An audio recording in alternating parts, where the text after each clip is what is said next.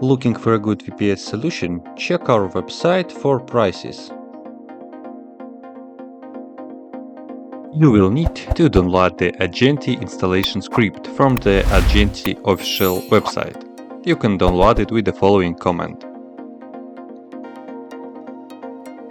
Once the script is downloaded, start the installation.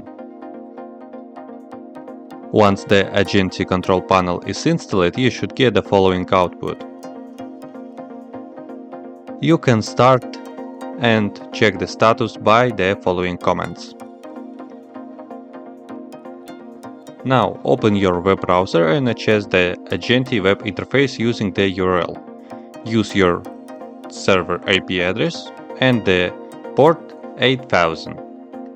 You will be redirected to the Ajenti login page.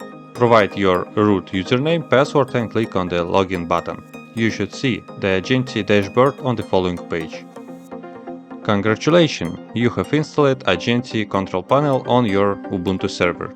Now you can work with it. If you have any question, leave them in comment.